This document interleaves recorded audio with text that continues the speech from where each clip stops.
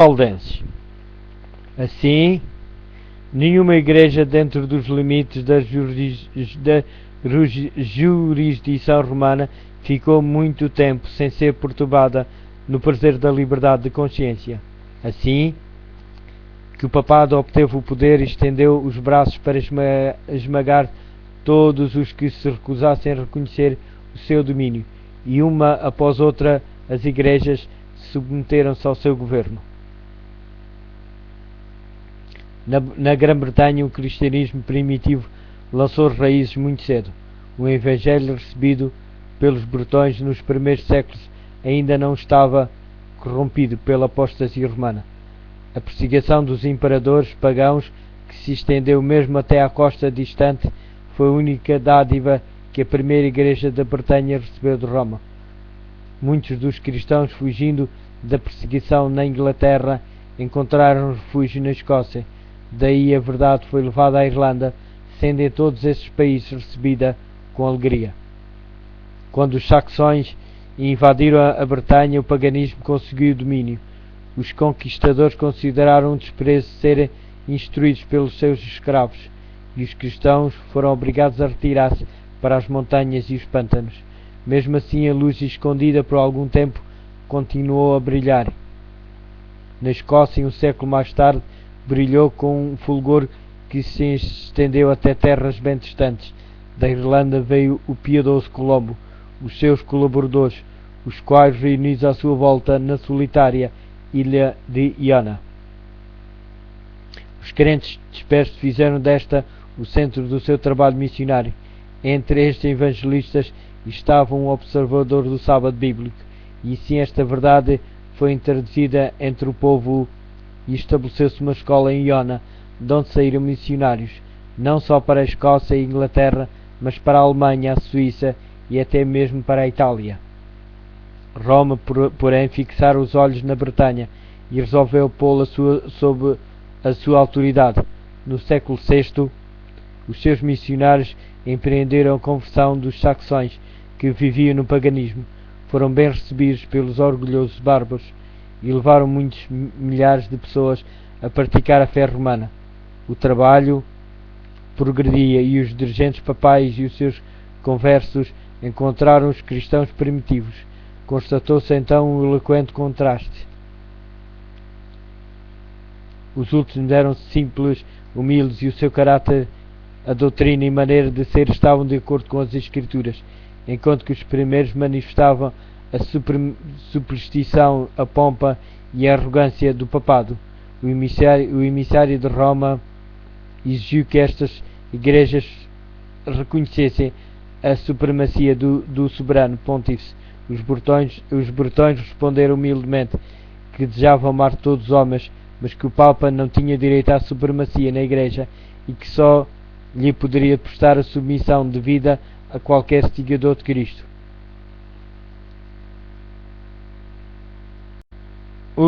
Continuando sobre os valdenses.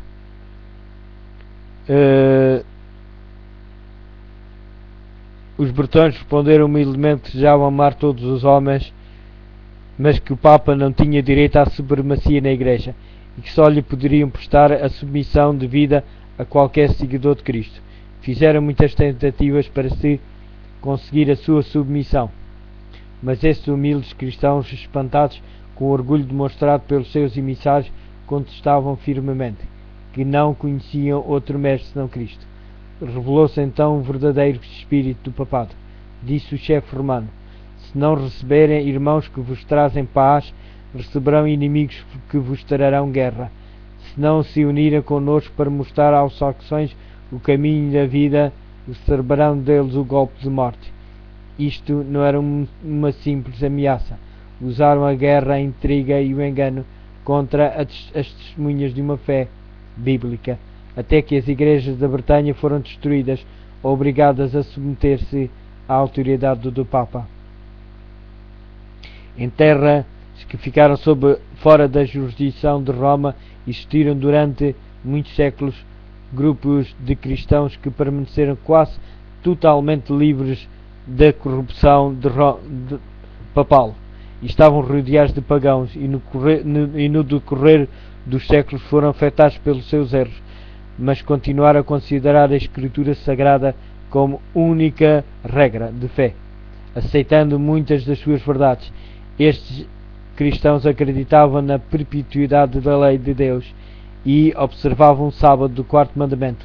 Havia igrejas que se mantinham nesta fé e prática na África Central e entre os arménios na Ásia. Mas dentre os que resistiam ao cerco cada vez mais apertado do poder papal, os valdenses ocuparam uma posição de destaque. A falsidade e a corrupção papal encontraram mais decidida resistência na própria terra em que o Papa tinha estabelecido a sua sede. Durante séculos, as igrejas do Piemonte mantiveram-se independentes, até que chegou a altura em que Roma insistiu em submetê-las.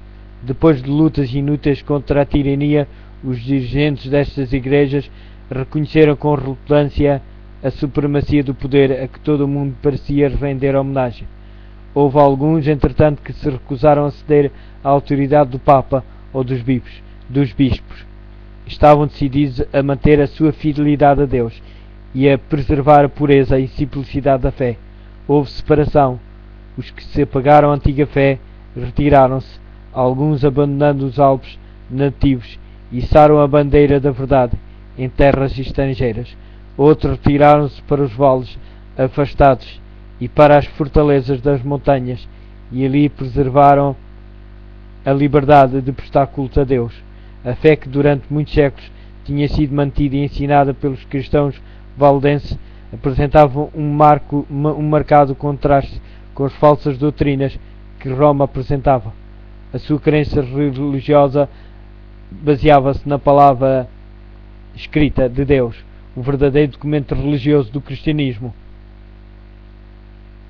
Ora, continuando com os valdenses. O verdadeiro documento religioso do cristianismo. Mas aqueles humildes camponeses no seu refúgio escondido, excluídos do mundo e presos à labuta diária entre os seus rebanhos e as vinhas, não tinham por si só chegado à verdade, que estava em oposição com os dogmas e heresias da igreja apóstata. A fé que praticavam não era nova. A sua crença religiosa era a herança dos seus pais. Lutavam pela fé da igreja apostólica, a fé confiada aos crentes de uma vez para sempre. Está em Judas capítulo 3. A igreja no deserto, e não a orgulhosa hierarquia entronizada na grande capital do mundo, era a verdadeira igreja de Cristo, a depositária dos tesouros da verdade que Deus tinha confiado ao seu povo para serem dados ao mundo. Entre as principais causas que levaram a igreja verdadeira a separar-se de Roma estava o ódio desta para com o sábado bíblico. Conforme tinha sido predito pela profecia, o poder papal lançou a verdade por terra. A lei de Deus foi lançada num pó, enquanto se exaltavam as tradições e costumes dos homens. As igrejas que estavam sob o governo do papado foram forçadas a honrar o domingo como dia santo, no meio do erro e da superstição que prevaleciam. Muitos, mesmo entre o verdadeiro povo de Deus, ficaram tão desorientados que, ao mesmo tempo que observavam o sábado, afastavam-se do trabalho também no domingo. Mas isso não satisfazeria os chefes papais. Exigiam não só que o domingo fosse santificado, mas também que o sábado fosse desrespeitado, e com a mais violenta linguagem denunciavam os que ousavam honrá-lo. Era unicamente fugindo ao poder de Roma que alguém poderia em paz obedecer à lei de Deus. Os valdenses foram os primeiros dentre os povos da Europa a obter a tradução das Sagradas Escrituras. Centenas de anos antes da Reforma, tinham a Bíblia manuscrita na língua materna, tinham a verdade incontaminada, e isto fazia deles um objeto especial do ódio e da perseguição. Declaravam que a Igreja de Roma era a Babilónia apóstata do Apocalipse, e pondo a sua vida em perigo, levantavam-se para resistir às suas corrupções. Oprimidos pela prolongada perseguição, alguns comprometeram sua fé, cedendo pouco a pouco nos princípios que os distinguiam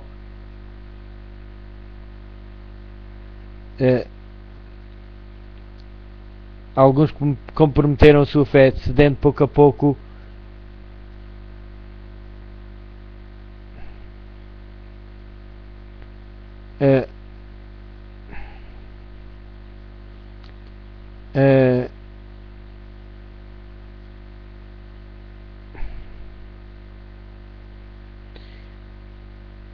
enquanto que outros mantinham a verdade firmemente.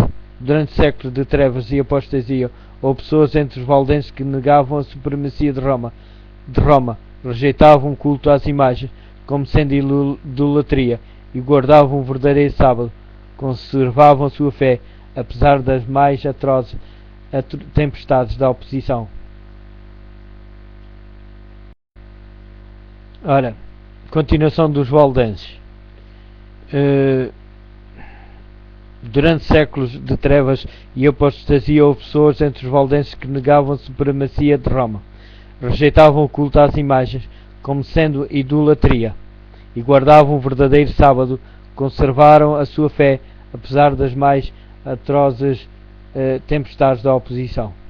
Mesmo quando foram perseguidos pela espada dos saboianos e queimados pela fogueira romana, mantiveram-se firmes sem hesitação ao lado da palavra de Deus e da sua honra. Por detrás das elevadas proteções das montanhas, que sempre têm sido o refúgio dos perseguidos e oprimidos, os valdenses encontraram um esconderijo. Ali se manteve a luz da verdade, a brilhar por entre as trevas da Idade Média.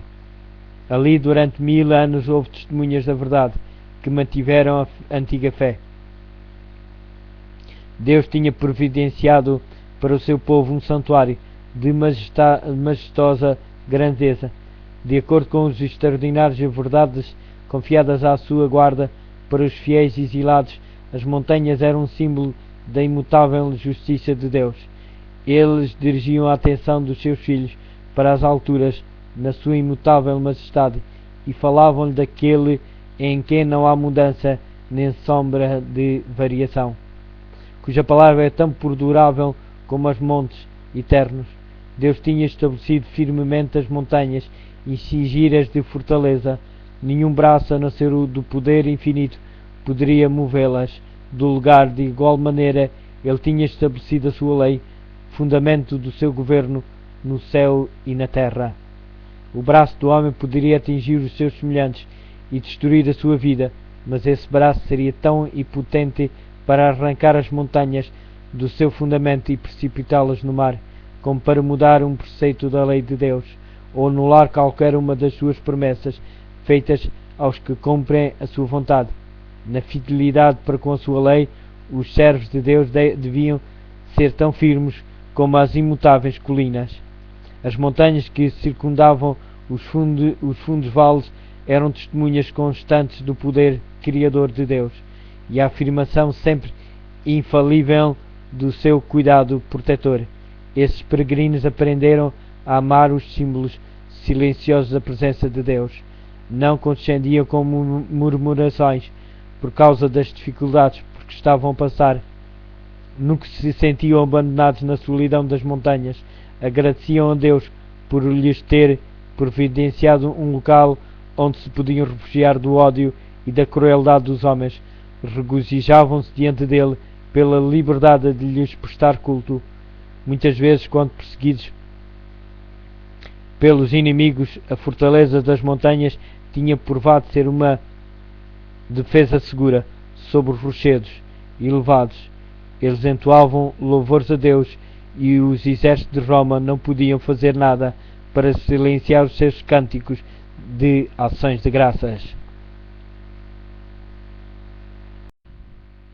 Ora, aqui no povo dos valdenses fala sobre a vida espiritual desses seguidores de Cristo.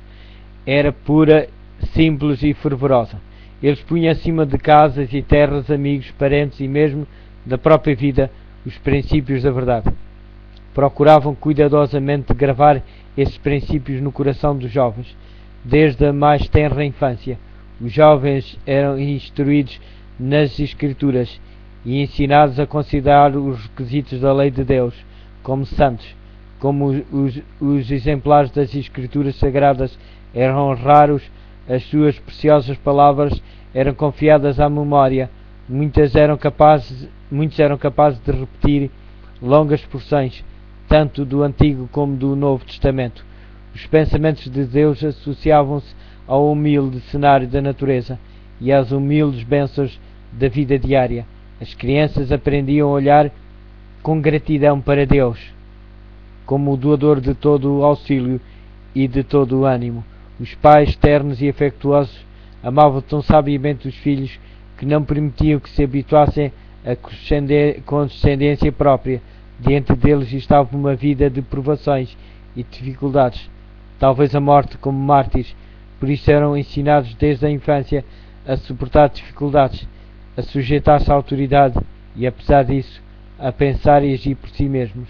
Muito cedo eram ensinados a assumir responsabilidades, a serem cuidadosos no falar e a compreender a sabedoria do silêncio. Uma palavra indiscreta que deixasse cair nos ouvidos dos inimigos poderia pôr em causa, em perigo, não somente a vida daquele que falava, mas a de centenas de seus irmãos, pois tal como lobos à caça da presa, os inimigos da verdade perseguiam os que ousavam reclamar liberdade para a fé religiosa. Os valdenses tinham sacrificado a prosperidade temporal por amor à verdade e com paciência perseverante trabalhavam para ganhar o seu sustento. Cada recanto de terra arável entre as montanhas era cuidadosamente aproveitada. Fazia-se com que os vales e as encostas menos férteis das colinas produzissem. A economia e a rigorosa renúncia de si mesmos próprios faziam parte da educação que os filhos recebiam como o seu único legado. Ensinava-se-lhe que Deus tinha designado a vida para ser uma disciplina e que as suas necessidades só poderiam ser supridas mediante trabalho pessoal, provisão, cuidado e fé. O processo era trabalhoso e cansativo, mas saudável. Precisamente aquilo de que o homem necessita no seu estado decaído. Escola que Deus providenciou para seu ensino e crescimento, ao mesmo tempo que os jovens se habituavam ao trabalho e as asperezas não negligenciavam a cultura do intelecto. Era-lhes ensinado que todas as suas capacidades pertenciam a Deus e que todos deveriam ser aperfeiçoados e desenvolvidos para o seu serviço. Ora, continuando sobre os valdenses, era-lhes ensinado que todas as suas capacidades pertenciam a Deus e que todas deveriam ser aperfeiçoadas e desenvolvidas para o seu serviço. As igrejas valdenses, na sua pureza e simplicidade, assemelhavam-se à igreja dos tempos apostólicos.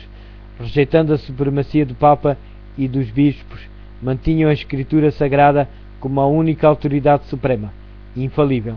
Os seus pastores, diferentes dos altivos sacerdotes de Roma, seguiam o exemplo do seu mestre, que veio não para ser servido, mas para servir.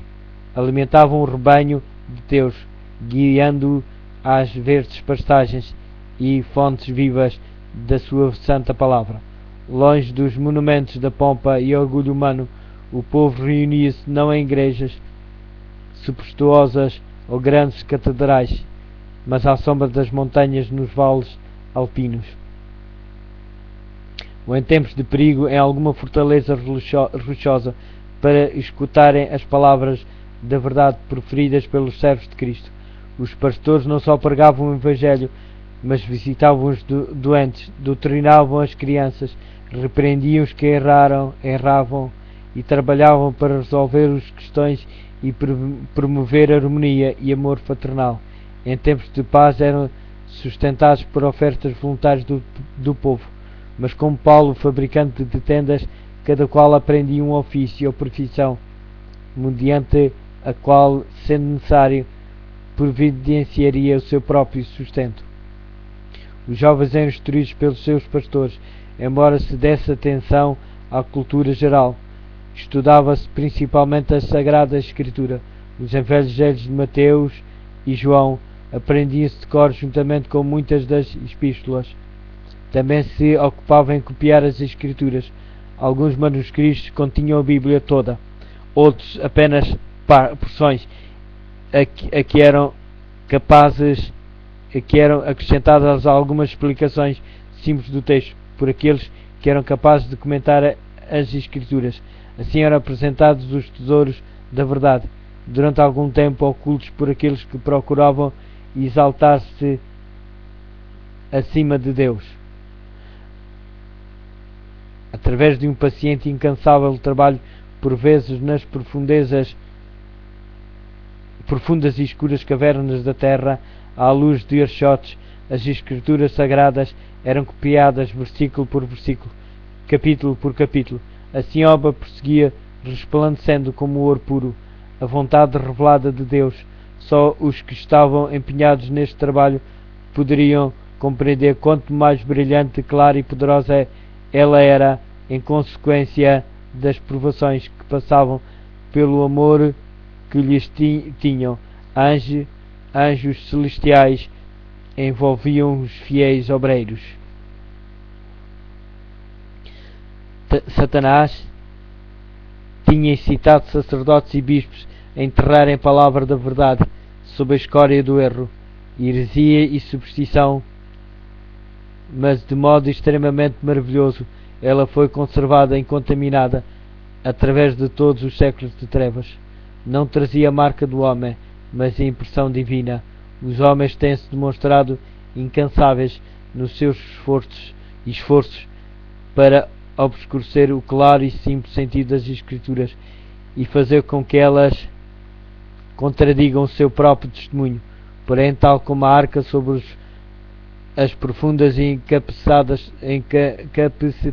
encapeladas águas, a palavra de Deus vence as tempestades que ameaçam destruí-la. Assim como a mina tem ricos veios de ouro e prata ocultos debaixo da superfície, de maneira que todos os que desejam descobrir os preciosos depósitos devem cavar. Assim as Sagradas Escrituras têm tesouros de verdade, que são revelados unicamente ao pesquisador diligente, humilde e devoto. Deus destinou a Bíblia para ser um compêndio para toda a humanidade, na infância, juventude e idade adulta, devendo ser estudada através de todos os tempos. Deu a sua palavra aos homens como uma revelação de si mesmo. Cada nova verdade que se encontra é uma nova revelação do caráter do seu autor. O estudo das Escrituras é o meio divinamente preparado para levar o homem a uma comunhão mais íntima com o seu Criador e dar-lhe um conhecimento mais claro de sua vontade. É o meio de comunicação entre Deus e o homem. Embora os valdenses considerassem o temor do Senhor como o princípio da sabedoria, não eram cegos para a importância de um contacto com o mundo, um conhecimento dos homens e da vida ativa, para expandirem o espírito e avivar a compreensão do mundo que os rodeava, das suas escolas nas montanhas. Alguns dos jovens foram enviados para instituições de ensino em cidades da França ou Itália, onde havia um campo mais vasto para o estudo, o pensamento e a observação do que nos Alpes, onde tinham nascido os jovens assim enviados, estavam expostos à tentação, testemunhavam um vício, defrontavam-se com os astuciosos agentes de Satanás que lhes queriam impor as mais subtis heresias e os mais perigosos enganos, mas a educação que receberam desde a infância era capaz de os preparar para tudo isto. Na escola para onde iam não deveriam fazer confidências a quem quer que fosse. A sua roupa era preparada de maneira a poder esconder o seu máximo tesouro. Os preciosos manuscritos das Escrituras levavam consigo estes manuscritos, que eram fruto de meses e anos de trabalho. Na escola para onde iam não deveriam fazer confidências a quem quer que fosse. A sua roupa era preparada de maneira a poder esconder o seu máximo tesouro. Os preciosos manuscritos das Escrituras levavam consigo estes manuscritos, que eram fruto de meses e anos de trabalho. E sempre que o podiam fazer, sem despertar suspeitas, cautelosamente punham alguma parte ao alcance daqueles cujo coração parecia aberto para receber a verdade. Desde o colo das mães, a juventude valdense tinha sido educada com esse propósito em vista. Compreendiam o trabalho e executavam-no fielmente. Ganhavam-se pessoas que se convertiam para a verdadeira fé nessas instituições de ensino, e frequentemente os seus princípios eram vistos a influenciar toda a escola. Contudo, os chefes papais não conseguiam nem com o mais minucioso inquérito descobrir a fonte da chamada heresia corruptora. O Espírito de Cristo é o Espírito missionário, o primeiro impulso do coração regenerado é levar outros também ao Salvador. Era este o espírito dos cristãos valdenses.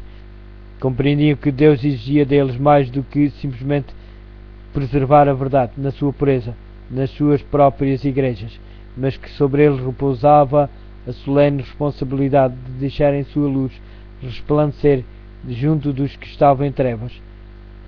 Pelo forte poder da palavra de Deus, procuravam romper o cativeiro que Roma tinha imposto. Os ministros valdenses eram educados como missionários, exigindo-se primeiramente de cada um que tivesse o objetivo de entrar para o ministério a aquisição de experiência como evangelista. Cada um deveria servir 3 anos num campo missionário antes de assumir o encargo de uma igreja no seu país. Este serviço, exigindo logo de início renúncia e sacrifício, era uma introdução apropriada para a vida pastoral, numa altura em que punham à prova o caráter.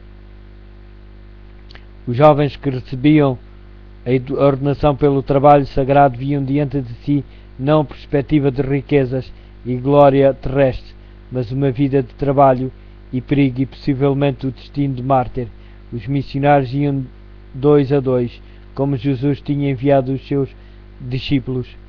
Cada jovem tinha normalmente por companhia um homem de idade e experiência, ficando assim sob a orientação do companheiro que era responsável pelo seu ensino. Esperava-se que seguisse a sua instrução. Estes co-obreiros não estavam sempre juntos, mas reuniam-se muitas vezes para orar e aconselhar-se, e fortalecendo-se assim mutuamente na fé. Tornar conhecido o objetivo da sua missão seria garantir a derrota, por isso ocultavam cautelosamente o seu verdadeiro caráter.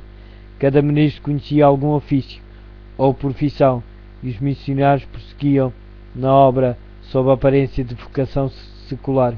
Geralmente escolhiam a de mercador ou vendedor ambulante. Levavam sedas ou joias e outros artigos que naquele tempo não se compravam facilmente, a não ser em mercados distantes, e eram bem recebidos como negociantes, onde teriam sido repelidos como missionários, e levavam constantemente o seu coração a Deus, pedindo sabedoria para apresentar um tesouro mais precioso do que o ouro ou as joias. Levavam secretamente consigo exemplares da Escritura Sagrada, no todo ou em parte. Quando se apresentassem oportunidades, chamavam a atenção dos fregueses para os manuscritos. Muitas vezes assim se despertava o interesse em ler a palavra de Deus, e alguma pressão era de bom grado deixada com os que desejavam receber. A obra destes missionários começava nas planícies e vales ao pé das suas próprias montanhas, mas estendia-se muito além destes limites. Descalços, com vestes simples e cobertos com o pó do caminho, como eram as do seu mestre, passavam por grandes cidades e penetravam em terras distantes.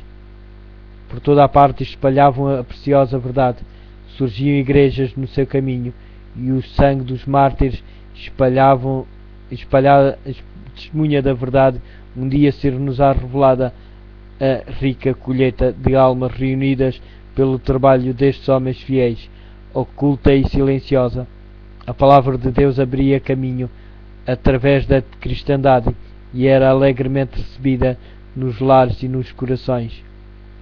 Para os valdenses, as Escrituras não eram simplesmente o registro da maneira como Deus se tinha relacionado com o homem no passado e a revelação das responsabilidades e deveres do presente, mas era também o desvendar dos perigos e glórias do futuro. Acreditavam-se que o fim de todas as coisas não estava muito distante, e estudando a Bíblia com oração e lágrimas, impressionava-se mais profundamente com as suas preciosas declarações e com o dever de levar a outros o conhecimento das suas verdades salvadoras. Viam o plano da salvação claramente revelado nas páginas sagradas e encontravam conforto, esperança e paz, querendo em Jesus, à medida que a luz iluminava o seu entendimento e alegrava o seu coração. Ansiavam por lançar os seus raios sobre os que estavam nas trevas do erro papal. Viam que sob a direção do Papa e dos sacerdotes havia multidões que se esforçavam em vão para obter perdão, afligindo o corpo por causa do pecado da alma. Ensinados a confiar nas boas obras para se salvarem, estavam sempre a olharem para si mesmos, ocupando a mente com a sua condição pecaminosa, vendo-se expostos à ira de Deus, afligindo a alma e o corpo, mas sem conseguir, contudo, alívio. Almas conscienciosas eram assim enredadas pelas doutrinas de Roma. Milhares abandonavam amigos e parentes, passando a vida nas celas dos conventos, por meio de frequentes jejuns e cruéis flagelações de vigília à meia da noite, prostrando-se durante horas cansativas sobre as lajes frias e úmidas da sua sombria habitação. De longas peregrinações, penitências humilhantes e terrível tortura, milhares de pessoas procuravam inutilmente obter a paz de consciência, oprimidos por uma intuição de pecado e perseguidos pelo temor da ira vingadora de Deus. Muitos continuavam a sofrer até que a natureza exausta se rendia. Sem um raio de luz ou de esperança, baixavam à cova, esperando para os valdenses, esperando para executar justiça, com lábios trêmulos e olhos cheios de lágrimas, muitas vezes com os joelhos curvados, expunham aos seus irmãos as preciosas promessas que revelam a única esperança do pecador. Assim a luz da verdade penetrava em muitas mentes obscurecidas, fazendo recuar a nuvem sombria até que o sol da justiça resplandecesse no coração, transportando saúde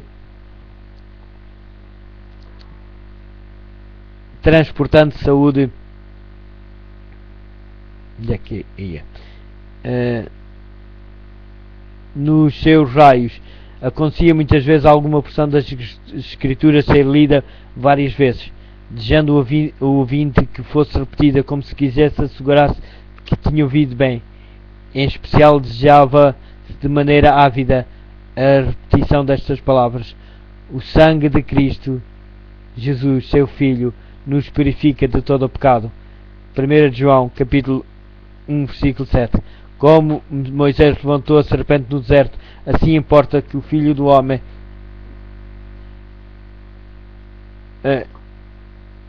seja levantado, para que todo aquele que nele crê não pareça, mas tenha a vida eterna.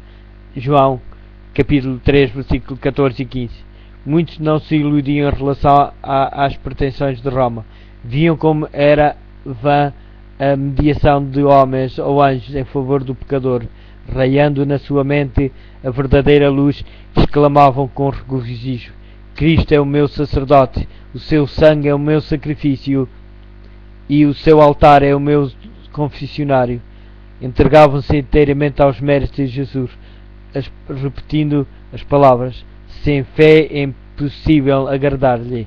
Hebreus, capítulo 16, versículo 6. Nenhum outro nome há dado entre os homens pelo qual devemos ser salvos. Atos Apóstolos, capítulo 4, versículo 12. A certeza do amor de um Salvador parecia a algumas destas pobres almas agitadas pela tempestade algo demasiado vasto para ser abrangido. Era tão grande o alívio e a inundação de luz que vinha sobre elas que se sentiam como que transportadas ao céu. Punham confiantemente as suas mãos na mão de Cristo e firmavam os seus pés sob a rocha dos séculos.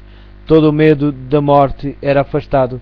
Eram capazes agora de desejar a prisão e a fogueira, se desse modo honrassem o nome do seu Redentor. A palavra de Deus era apresentada e lida em lugares escondidos, alguma vez a uma única pessoa, outras a um pequeno grupo que ansiava a luz e a verdade. Muitas vezes era passado desta maneira toda a noite.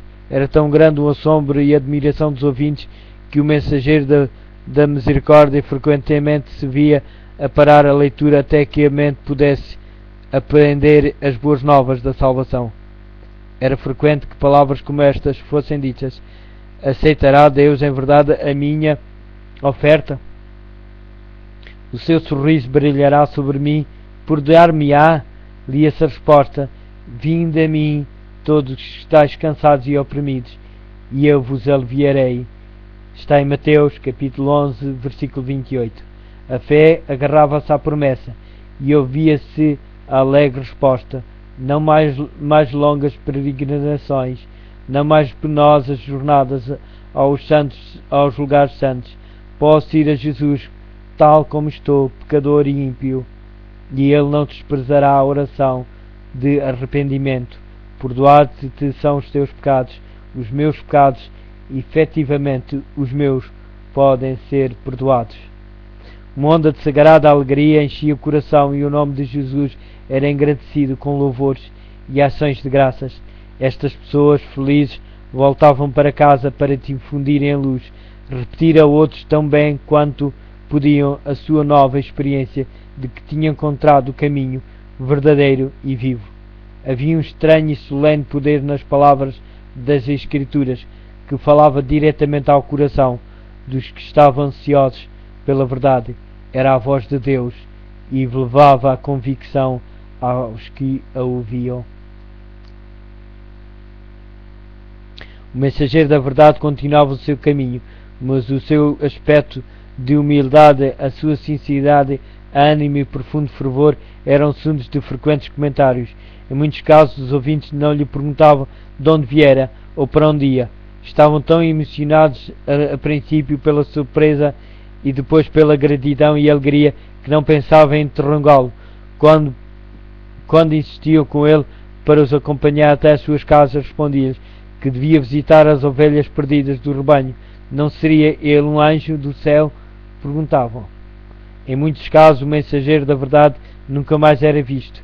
Teria seguido para outro país, ou a sua vida estava a ser consumida em algum calabouço desconhecido, ou talvez os seus ossos estivessem a embranquecer no local onde tinha testificado a verdade. Mas as palavras que deixara atrás de si não podiam ser destruídas. Estavam a fazer a sua obra no coração dos homens. Os resultados abençoados só no dia do juízo se revelarão plenamente. Os missionários valdenses estavam a invadir o reino de Satanás e os poderes das trevas despertaram para uma maior vigilância. Todo o esforço para o avanço da verdade era observado pelo príncipe do mal e ele excitava os temores dos seus agentes. Os chefes papais viram grande perigo para a sua causa no trabalho destes humildes itinerantes. Se fosse permitido que a luz da verdade resplandecesse sem impedimento, varreria as pesadas nuvens do erro.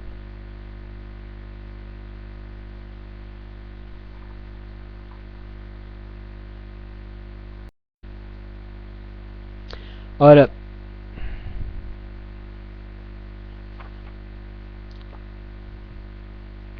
se fosse permitido que a luz da verdade resplandecesse sem impedimento, varreria as pesadas nuvens de erro que envolviam o povo e acabaria por dirigir o espírito dos homens unicamente para Deus, acabando talvez por destruir a supremacia de Roma.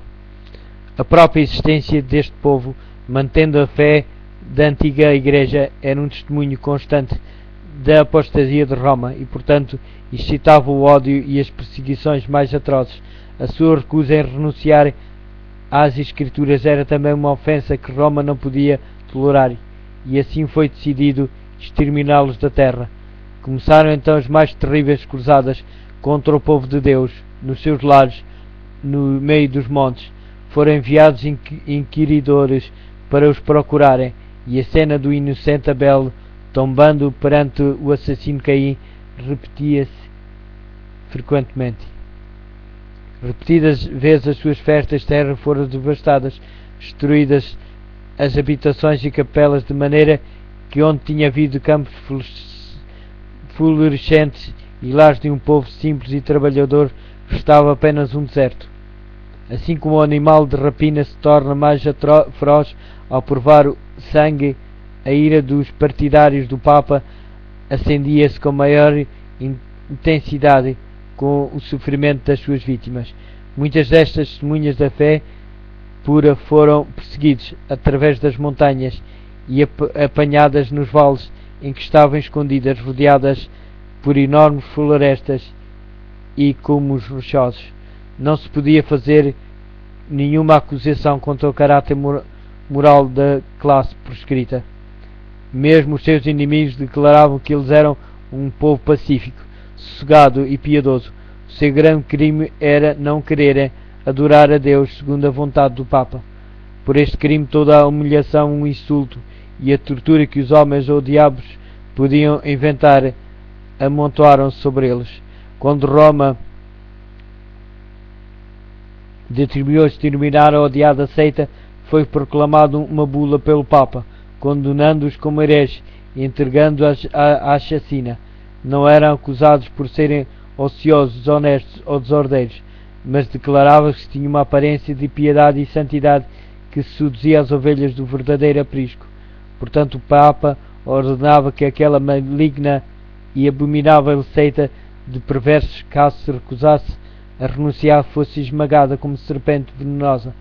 Esperava o altivo pontetado ter de responder por estas palavras. Sabia que estavam registadas nos livros do céu para lhe serem apresentadas no juízo. Quando um destes meus pequeninos irmãos disse: Jesus, a mim o fizeste. Esta bula convocava todos os membros da Igreja para se unirem à cruzada contra os hereges, como incentivo para se empenharem nesta obra crucial. Absolvia de todas as penas e castigos eclesiásticos gerais e particulares, desobrigava todos os que se unissem à cruzada qualquer juramento que pudessem ter feito, legitimava o seu direito a qualquer propriedade que pudessem ter adquirido ilegalmente, e permitia remissão de todos os pecados aos que matassem algum herege. Anulava todos os contratos feitos em favor dos valdenses. Ordenava que os seus criados os abandonassem. Proibia toda a pessoa que lhes dar qualquer auxílio que fosse, e a todos permitia tomar posse da sua propriedade. Este documento revela claramente o espírito que o ditou, e o que nele se ouve é o bramido do dragão, e não a voz de Cristo. Os dirigentes papais não queriam conformar o seu caráter com a grande norma da lei de Deus, mas criaram uma norma que lhes fosse conveniente e decidiram obrigar todos a conformar-se com ela, porque Roma assim o desejava. As mais horríveis tragédias foram ordenadas. Sacerdotes e papas corruptos e blasfemos estavam a fazer a obra que Satanás lhes designara. A misericórdia não encontrava lugar na sua natureza, o mesmo espírito que crucificou Cristo e matou os apóstolos, o mesmo que impulsionou o sanguinário Nero contra os fiéis do seu tempo, esteve em marcha para exterminar da terra os que eram amados de Deus. As perseguições desencadeadas durante muitos séculos sobre estas pessoas tementes a Deus foram suportadas com uma paciência e constância que honrava o seu Redentor, apesar das cruzadas contra eles e da desumana carnificina a que foram sujeitos. Continuavam a enviar os seus missionários a espalhar a preciosa verdade. Eram perseguidos até à morte, contudo o seu sangue regava a semente, lançada, e esta não deixou de produzir fruto. Assim os valdenses testemunharam de Deus, séculos antes do nascimento de Lutero. Dispersos por muitos países, plantaram a semente da reforma que se iniciou no tempo de Wycliffe, cresceu larga e profundamente nos dias de Lutero e deve ser levada avante até ao final dos tempos por aqueles que também estão dispostos a sofrer todas as coisas pela palavra de Deus, pelo testemunho de Jesus Cristo. Está em Apocalipse, capítulo 1, versículo 9.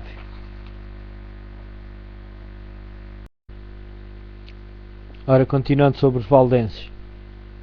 Os valdenses ansiavam por partir o pão da vida diante destas almas famintas, revelar-lhes as mensagens de paz das promessas de Deus e apontar-lhes Cristo como a única esperança de salvação.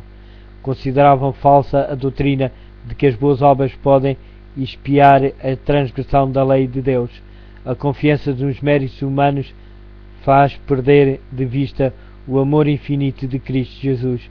Morreu como sacrifício pelo homem, porque a raça caída não pode fazer nada para se recomendar a Deus.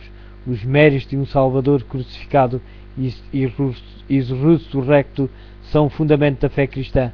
A nossa dependência de Cristo é tão real e a nossa união com Ele deve ser tão íntima como a do membro para com o corpo ou da vara para com a videira. Os ensinos dos papas e dos sacerdotes tinham levado os homens a considerar a doutrina, o caráter de Deus e mesmo de Cristo como severo, sombrio e repulsivo. Representava-se o Salvador tão destituído de simpatia para com o homem no seu estado caído, que devia ser pedida a mediação de sacerdotes e de santos. Aqueles cuja mente tinha sido iluminada pela palavra de Deus ansiavam guiar estas almas a Jesus como o seu bondoso e amigo Salvador, que permanece de braços estendidos, convidando todos a irem junto a Ele, como o seu fardo de pecados, os seus problemas e as suas fadigas.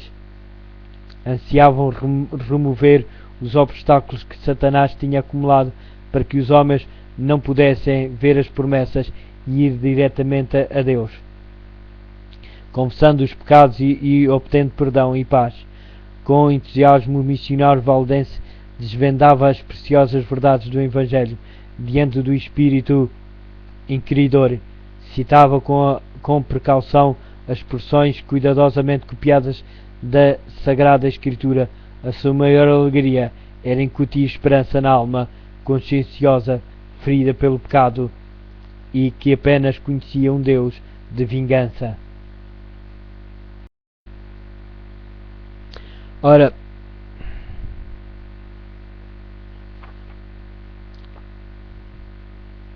se fosse permitido que a luz da verdade resplandecesse sem impedimento, varreria as pesadas nuvens de erro que envolviam o povo e acabaria por dirigir o espírito dos homens unicamente para Deus, acabando talvez por destruir a supremacia de Roma.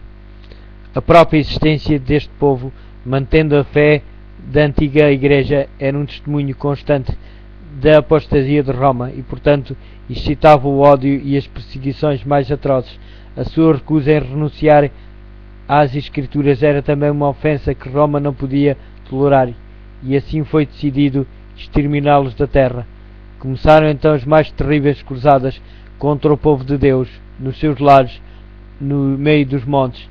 Foram enviados inquiridores para os procurarem, e a cena do inocente Abel tombando perante o assassino Caim repetia-se frequentemente. Repetidas vezes as suas festas de terra foram devastadas, destruídas as habitações e capelas, de maneira que onde tinha havido campos florescentes e lares de um povo simples e trabalhador, restava apenas um deserto. Assim como o animal de rapina se torna mais feroz ao provar o sangue, a ira dos partidários do Papa acendia-se com maior intensidade com o sofrimento das suas vítimas. Muitas destas testemunhas da fé pura foram perseguidos através das montanhas e apanhadas nos vales em que estavam escondidas, rodeadas por enormes florestas e cumos rochosos. Não se podia fazer nenhuma acusação contra o caráter moral da classe proscrita. Mesmo os seus inimigos declaravam que eles eram um povo pacífico, sossegado e piedoso. O seu grande crime era não quererem adorar a Deus segundo a vontade do Papa. Por este crime toda a humilhação, o insulto e a tortura que os homens ou diabos podiam inventar amontoaram-se sobre eles. Quando Roma determinou exterminar a odiada seita, foi proclamado uma bula pelo Papa, condenando-os como hereges e entregando-os à chacina. Não eram acusados por serem ociosos, desonestos ou desordeiros, mas declarava-se que tinham uma aparência de piedade e santidade que seduzia as ovelhas do verdadeiro aprisco. Portanto, o Papa ordenava que aquela maligna e abominável seita de perversos, caso se recusasse a renunciar, fosse esmagada como serpente venenosa. Esperava o altivo potentado ter de responder por estas palavras. Sabia que estavam registadas nos livros do céu para lhe serem apresentadas no juízo. Quando a um destes meus pequeninos irmãos disse Jesus, a mim o fizeste. Esta bula convocava todos os membros da Igreja para se unirem à cruzada contra os hereges, como incentivo para se empenharem nesta obra crucial. Absolvia de todas as penas e castigos eclesiásticos gerais e particulares, desobrigava todos os que se unissem à cruzada qualquer juramento que pudessem ter feito, legitimava o seu direito a qualquer propriedade que pudessem ter adquirido ilegalmente, e permitia remissão de todos os pecados aos que matassem algum herege, anulava todos os contratos feitos em favor dos valdenses, ordenava que os seus criados os abandonassem, proibia toda a pessoa que lhes dar qualquer auxílio que fosse, e a todos permitia tomar posse da sua propriedade. Este documento revela claramente o espírito que o ditou, e o que nele se ouve é o bramido do dragão, e não a voz de Cristo.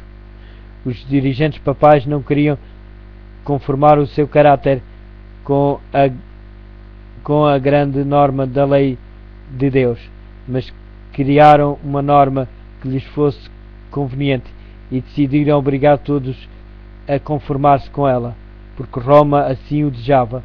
As mais horríveis tragédias foram ordenadas. Sacerdotes e papas corruptos e blasfemos estavam a fazer a obra que Satanás lhes designara.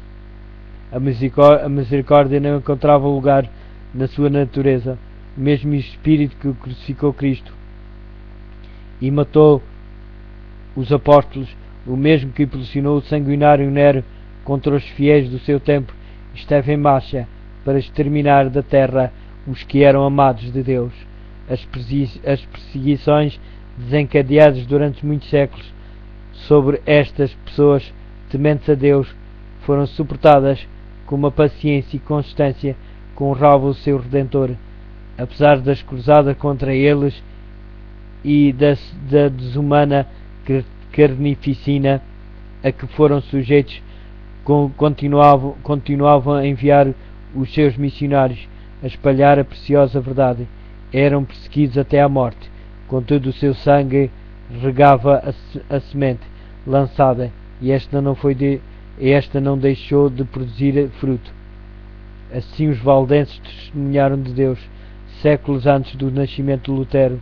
Dispersos por muitos países, plantaram a semente da reforma que se iniciou no tempo de Wycliffe, cresceu larga e profundamente nos dias de Lutero e deve ser levada avante até ao final dos tempos por aqueles que também estão dispostos a sofrer todas as coisas pela palavra de Deus, pelo testemunho de Jesus Cristo.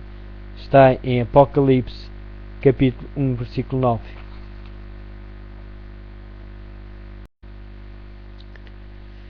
Esperando para executar os valdenses, esperando para executar justiça com lábios trêmulos e olhos cheios de lágrimas, muitas vezes com os joelhos curvados e expunha aos seus irmãos as preciosas promessas que revelam a única esperança do pecador. Assim a luz da verdade penetrava em muitas mentes obscurecidas, fazendo recuar a nuvem sombria até que o sol da justiça resplandecesse no coração, transportando saúde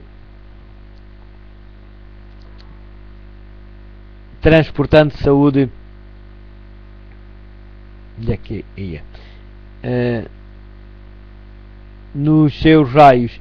Acontecia muitas vezes alguma porção das Escrituras ser lida várias vezes, desejando o ouvinte que fosse repetida, como se quisesse assegurar-se que tinha ouvido bem. Em especial desejava de maneira ávida a repetição destas palavras: o sangue de Cristo Jesus, seu Filho, nos purifica de todo o pecado. 1 João, capítulo 1, versículo 7. Como Moisés levantou a serpente no deserto, assim importa que o Filho do Homem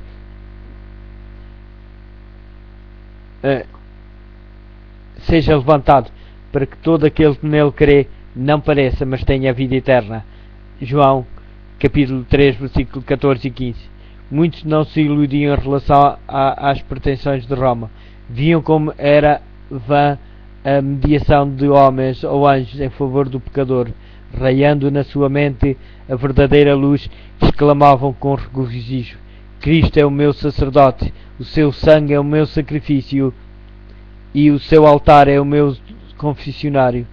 Entregavam-se inteiramente aos méritos de Jesus, repetindo as palavras: sem fé é impossível agradar-lhe. Hebreus, capítulo 16, versículo 6. Nenhum outro nome há dado entre os homens pelo qual devemos ser salvos. Atos dos Apóstolos, capítulo 4, versículo 12. A certeza do amor de um Salvador parecia a algumas destas pobres almas agitadas pela tempestade algo demasiado vasto para ser abrangido. Era tão grande o alívio e a inundação de luz que vinha sobre elas que se sentiam como que transportadas ao céu. Punham confiantemente as suas mãos na mão de Cristo e firmavam os seus pés sob a rocha dos séculos. Todo o medo da morte era afastado. Eram capazes agora de desejar a prisão e a fogueira, se desse modo honrassem o nome do seu Redentor. A palavra de Deus era apresentada e lida em lugares escondidos, alguma vez a uma única pessoa, outras a um pequeno grupo que ansiava a luz e a verdade. Muitas vezes era passado desta maneira toda a noite. Era tão grande o assombro e a admiração dos ouvintes que o mensageiro da misericórdia frequentemente se via a parar a leitura até que a mente pudesse aprender as boas novas da salvação. Era frequente que palavras como estas fossem ditas: aceitará Deus em verdade a minha oferta? O seu sorriso brilhará sobre mim, por dar-me-á? Lia-se a resposta: vinde a mim, todos que estáis cansados e oprimidos, e eu vos aliviarei. Está em Mateus, capítulo 11, versículo 28. A fé agarrava-se à promessa, e ouvia-se a alegre resposta: não mais longas peregrinações, não mais penosas jornadas aos lugares santos. Posso ir a Jesus, tal como estou, pecador e ímpio, e Ele não desprezará a oração de arrependimento. Perdoados-te são os teus pecados, os meus pecados, efetivamente os meus, podem ser perdoados. Uma onda de sagrada alegria enchia o coração e o nome de Jesus era engrandecido com louvores e ações de graças.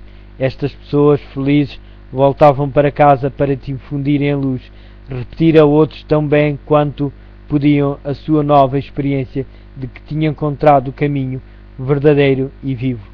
Havia um estranho e solene poder nas palavras das Escrituras que falava diretamente ao coração dos que estavam ansiosos pela verdade. Era a voz de Deus e levava a convicção aos que a ouviam. O mensageiro da verdade continuava o seu caminho, mas o seu aspecto de humildade, a sua sinceridade, ânimo e profundo fervor eram assuntos de frequentes comentários. Em muitos casos os ouvintes não lhe perguntavam de onde viera ou para onde ia. Estavam tão emocionados a princípio pela surpresa e depois pela gratidão e alegria que não pensavam em interrogá-lo. Quando insistiam com ele para os acompanhar até as suas casas, respondia-lhes que devia visitar as ovelhas perdidas do rebanho. Não seria ele um anjo do céu? Perguntavam. Em muitos casos, o mensageiro da verdade nunca mais era visto. Teria seguido para outro país, ou a sua vida estava a ser consumida em algum calabouço desconhecido, ou talvez os seus ossos estivessem a embranquecer no local onde tinha testificado a verdade. Mas as palavras que deixara atrás de si não podiam ser destruídas. Estavam a fazer a sua obra no coração dos homens. Os resultados abençoados só no dia do juízo se revelarão plenamente. Os missionários valdenses estavam a invadir o reino de Satanás e os poderes das trevas despertaram para uma maior vigilância. Todo o esforço para o avanço da verdade era observado pelo príncipe do mal e ele excitava os temores dos seus agentes. Os chefes papais viram grande perigo para a sua causa no trabalho destes humildes itinerantes. Se fosse permitido que a luz da verdade resplandecesse sem impedimento, varreria as pesadas nuvens do erro.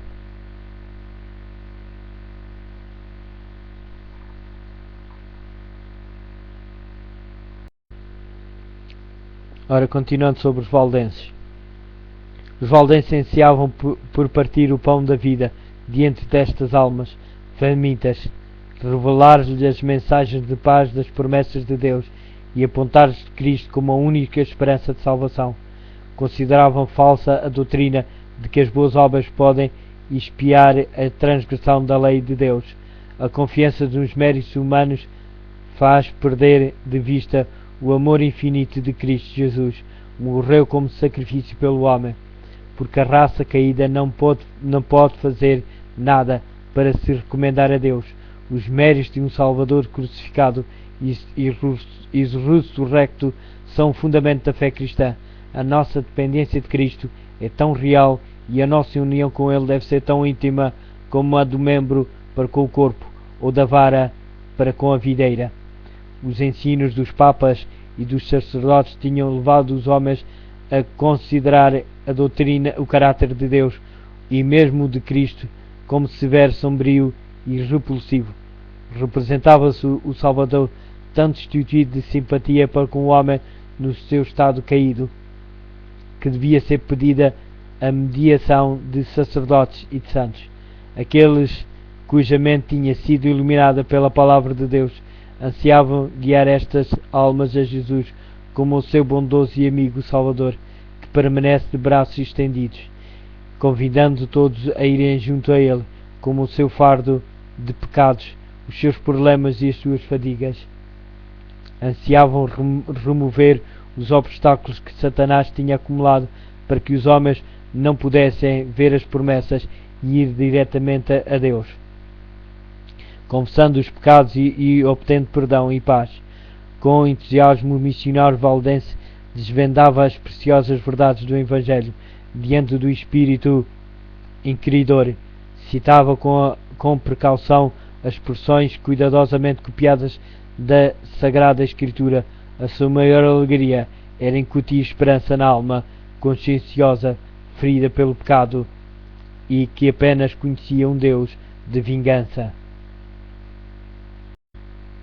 Na escola para onde iam, não deveriam fazer confidências a quem quer que fosse. A sua roupa era preparada de maneira a poder esconder o seu máximo tesouro. Os preciosos manuscritos das Escrituras levavam consigo estes manuscritos, que eram fruto de meses e anos de trabalho. E sempre que o podiam fazer, sem despertar suspeitas, cautelosamente punham alguma parte ao alcance daqueles cujo coração parecia aberto para receber a verdade. Desde o colo das mães, a juventude valdense tinha sido educada com esse propósito em vista. Compreendiam o trabalho e executavam-no fielmente. Ganhavam-se pessoas que se convertiam para a verdadeira fé nessas instituições de ensino, e frequentemente os seus princípios eram vistos a influenciar toda a escola. Contudo, os chefes papais não conseguiam nem com o mais minucioso inquérito, descobrir a fonte da chamada heresia corruptora. O Espírito de Cristo é o Espírito missionário, o primeiro impulso do coração regenerado é levar outros também ao Salvador. Era este o espírito dos cristãos valdenses. Compreendiam que Deus exigia deles mais do que simplesmente preservar a verdade na sua pureza, nas suas próprias igrejas, mas que sobre eles repousava a solene responsabilidade de deixarem sua luz resplandecer junto dos que estavam em trevas. Pelo forte poder da palavra de Deus, procuravam romper o cativeiro que Roma tinha imposto. Os ministros valdenses eram educados como missionários, exigindo-se primeiramente de cada um que tivesse o objetivo de entrar para o ministério a aquisição de experiência como evangelista. Cada um deveria servir 3 anos num campo missionário antes de assumir o encargo de uma igreja no seu país. Este serviço, exigindo logo de início renúncia e sacrifício, era uma introdução apropriada para a vida pastoral, numa altura em que punham à prova o caráter. Os jovens que recebiam a ordenação pelo trabalho sagrado viam diante de si não a perspectiva de riquezas e glória terrestre, mas uma vida de trabalho e perigo e possivelmente o destino de mártir. Os missionários iam 2 a 2, como Jesus tinha enviado os seus discípulos. Cada jovem tinha normalmente por companhia um homem de idade e experiência, ficando assim sob a orientação do companheiro que era responsável pelo seu ensino. Esperava-se que seguisse a sua instrução. Estes co-obreiros não estavam sempre juntos, mas reuniam-se muitas vezes para orar e aconselhar-se, e fortalecendo-se assim mutuamente na fé. Tornar conhecido o objetivo da sua missão seria garantir a derrota, por isso ocultavam cautelosamente o seu verdadeiro caráter. Cada ministro conhecia algum ofício ou profissão, e os missionários prosseguiam na obra sob a aparência de vocação secular. Geralmente escolhiam de mercador ou vendedor ambulante. Levavam sedas ou joias e outros artigos que naquele tempo não se compravam facilmente, a não ser em mercados distantes, e eram bem recebidos como negociantes, onde teriam sido repelidos como missionários, e levavam constantemente o seu coração a Deus, pedindo sabedoria para apresentar um tesouro mais precioso do que o ouro ou as joias.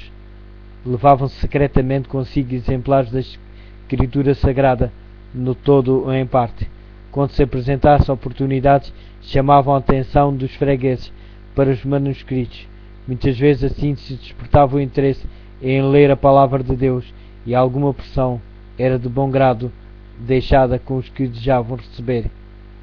A obra destes missionários começava nas planícies e vales ao pé das suas próprias montanhas, mas estendia-se muito além destes limites. Descalços, com vestes simples e cobertos com o pó do caminho, como eram as do seu mestre, passavam por grandes cidades e penetravam em terras distantes. Por toda a parte espalhavam a preciosa verdade.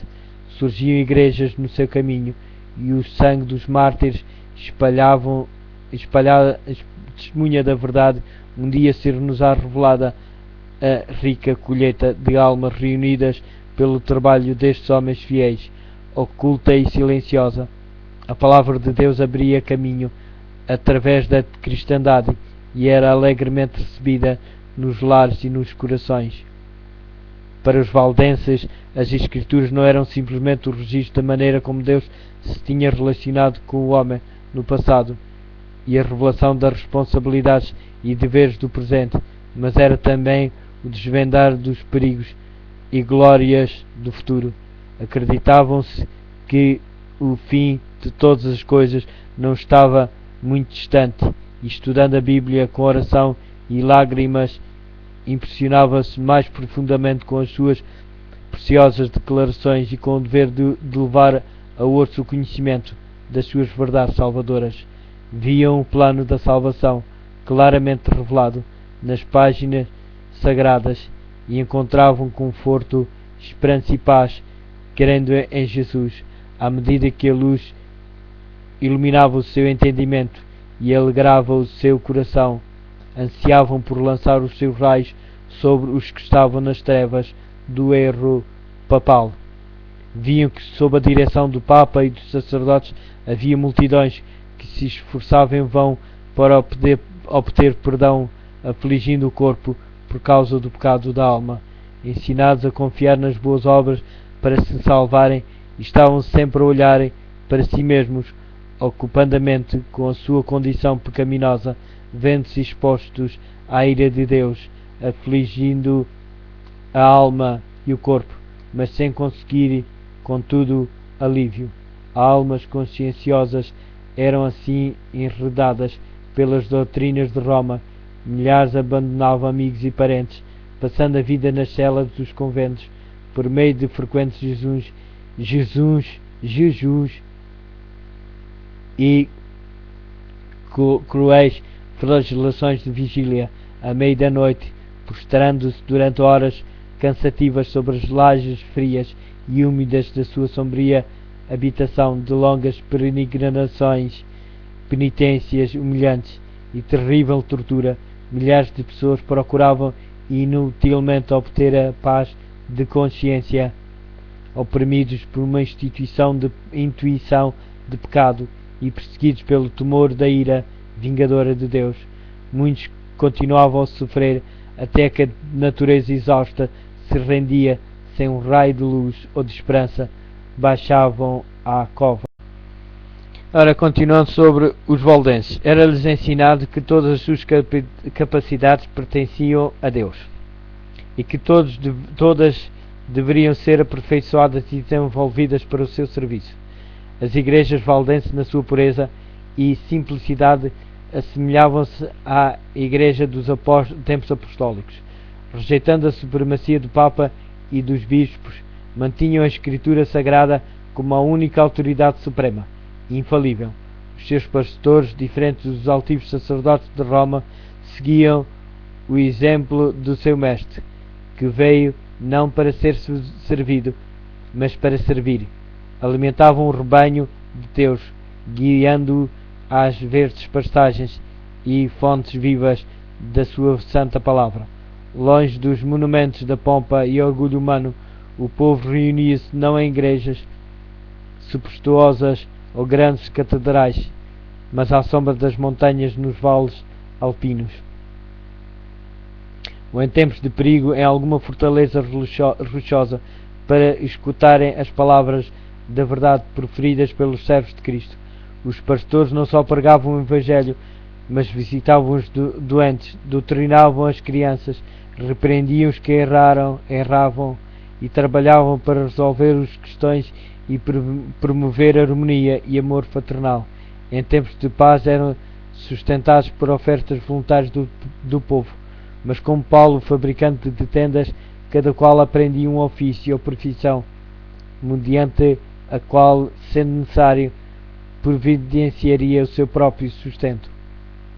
Os jovens eram instruídos pelos seus pastores, embora se desse atenção à cultura geral. Estudava-se principalmente a Sagrada Escritura. Os Evangelhos de Mateus e João aprendiam-se de cor juntamente com muitas das epístolas. Também se ocupava em copiar as Escrituras. Alguns manuscritos continham a Bíblia toda, outros apenas porções a que eram acrescentadas algumas explicações simples do texto por aqueles que eram capazes de comentar as Escrituras. Assim eram apresentados os tesouros da verdade, durante algum tempo ocultos por aqueles que procuravam exaltar-se acima de Deus. Através de um paciente e incansável trabalho, por vezes nas profundas e escuras cavernas da terra, à luz de archotes, as Escrituras Sagradas eram copiadas versículo por versículo, capítulo por capítulo. Assim a obra prosseguia, resplandecendo como ouro puro, a vontade revelada de Deus. Só os que estavam empenhados neste trabalho poderiam compreender quanto mais brilhante, clara e poderosa ela era em consequência das provações que passavam pelo amor que lhes tinham. Anjos celestiais envolviam os fiéis obreiros. Satanás tinha incitado sacerdotes e bispos a enterrarem a palavra da verdade sob a escória do erro, heresia e superstição, mas de modo extremamente maravilhoso ela foi conservada incontaminada através de todos os séculos de trevas.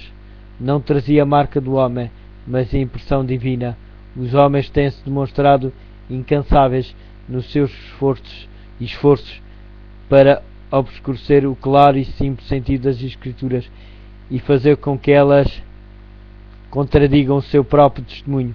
Porém, tal como a arca sobre as profundas e encapeladas águas, a palavra de Deus vence as tempestades que ameaçam destruí-la. Assim como a mina tem ricos veios de ouro e prata ocultos debaixo da superfície, de maneira que todos os que desejam descobrir os preciosos depósitos devem cavar. Assim as Sagradas Escrituras têm tesouros de verdade, que são revelados unicamente ao pesquisador diligente, humilde e devoto.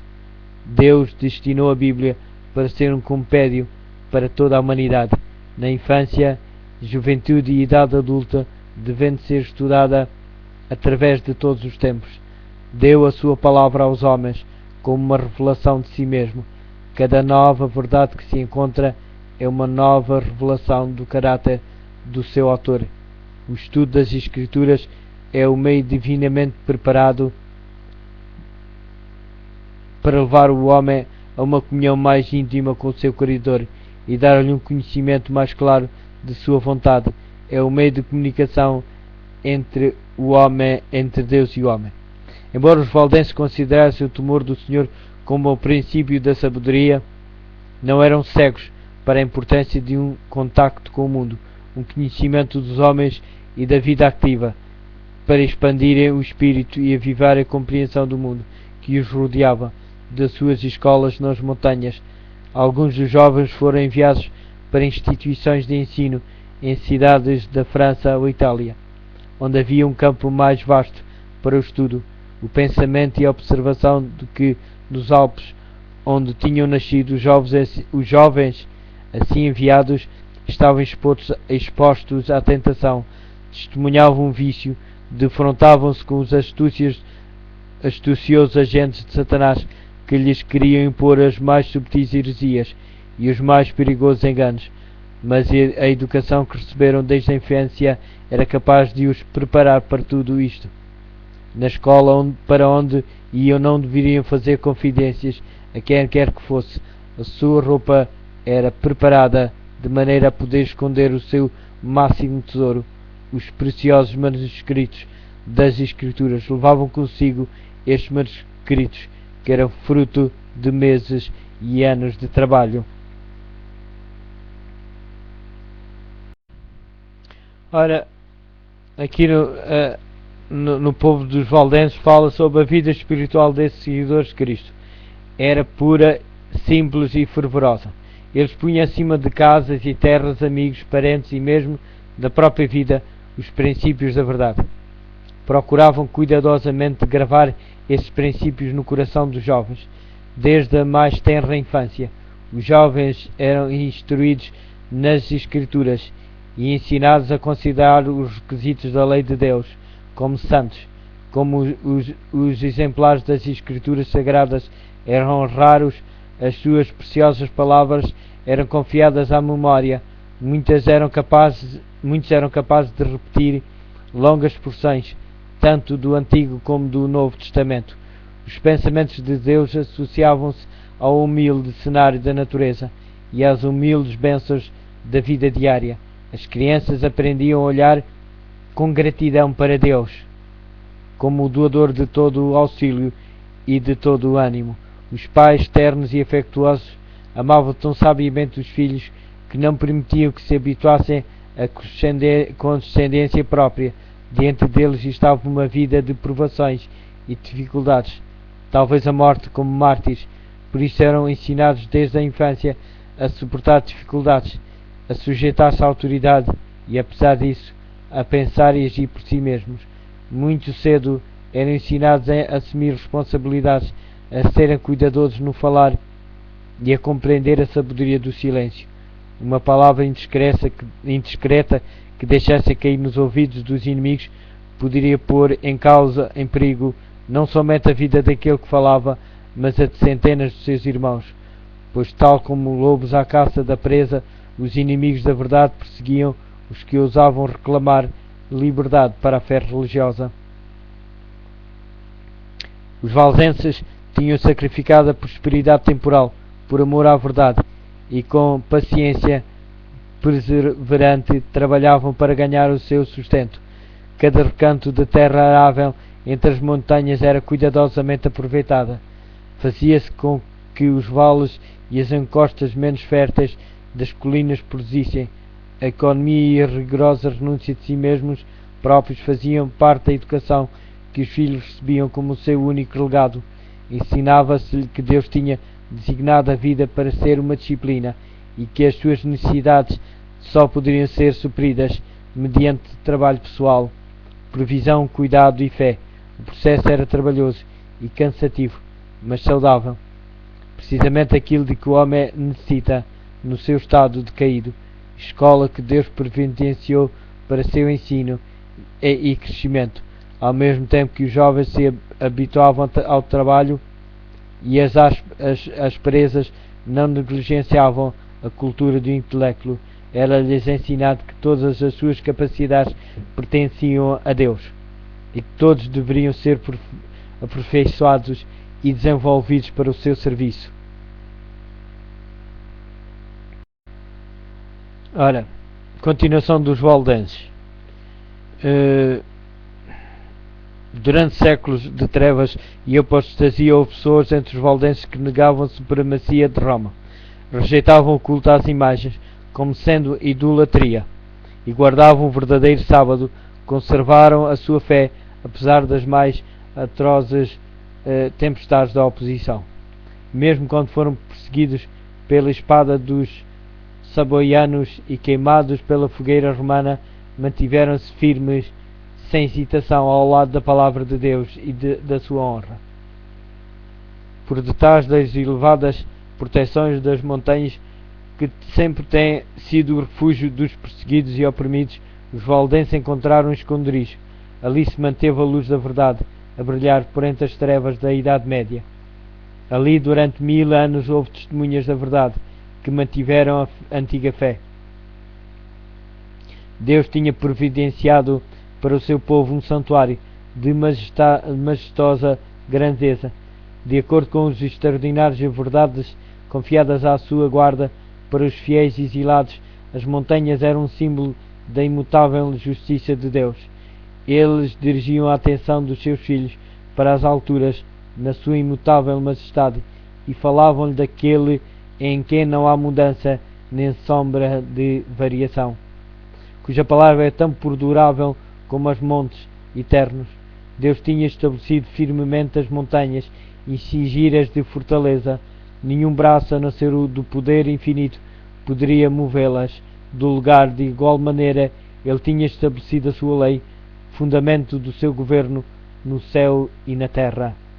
O braço do homem poderia atingir os seus semelhantes e destruir a sua vida, mas esse braço seria tão impotente para arrancar as montanhas do seu fundamento e precipitá-las no mar, como para mudar um preceito da lei de Deus, ou anular qualquer uma das suas promessas feitas aos que cumprem a sua vontade.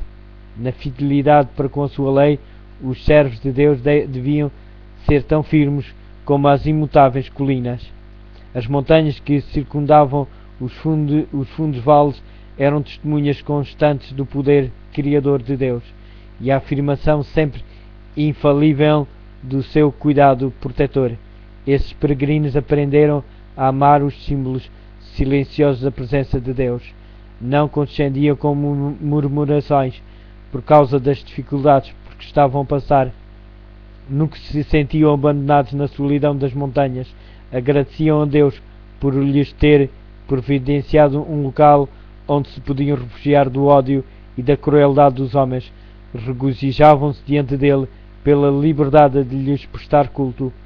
Muitas vezes, quando perseguidos pelos inimigos, a fortaleza das montanhas tinha provado ser uma defesa segura sobre os rochedos elevados.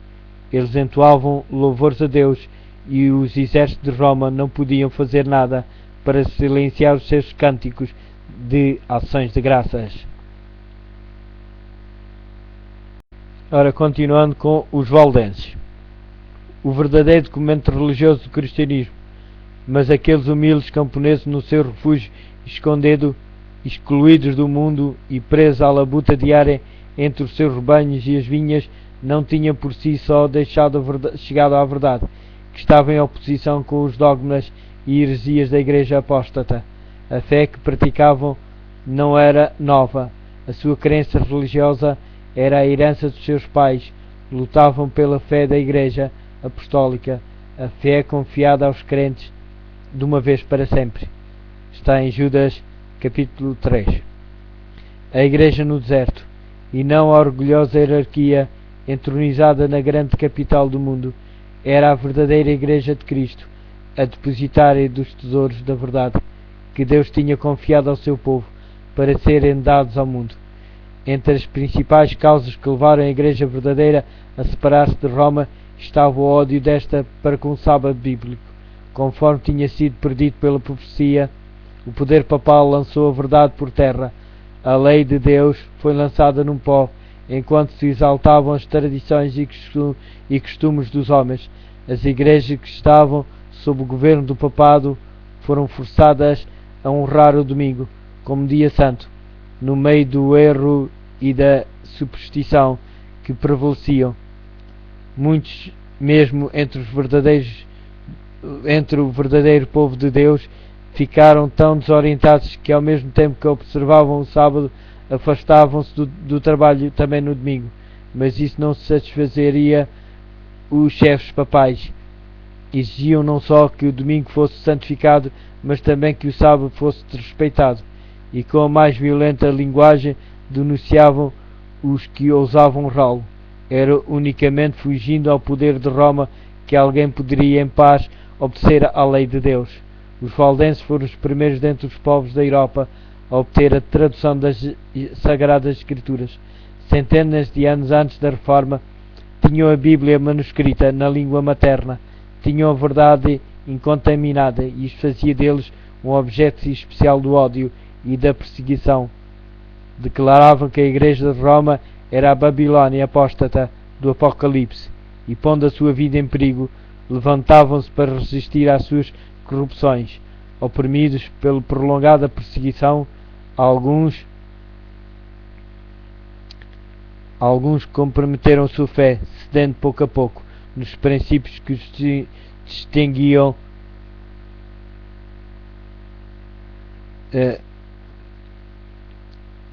alguns comprometeram a sua fé, cedendo pouco a pouco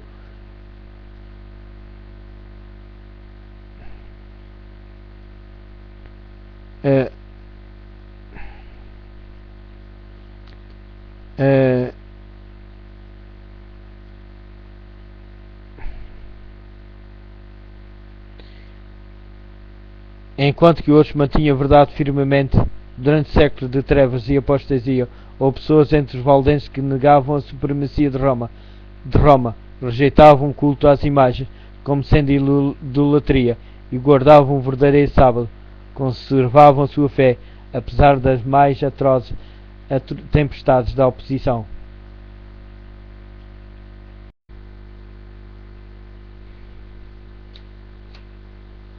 Os valdenses. No meio da escuridão que baixou sobre esta terra durante o longo período da supremacia papal, a luz da verdade não poderia ficar totalmente extinta. Em todas as épocas houve testemunhas de Deus, homens que guardavam no seu íntimo a fé em Cristo como único mediador entre Deus e o homem, que mantinham a Escritura Sagrada como a única regra de vida e que santificavam o verdadeiro sábado. A posteridade nunca saberá quanto o mundo deve a estes homens. Foram estigmados como hereges, os seus motivos foram impugnados, o seu caráter criticado e os seus escritos suprimidos.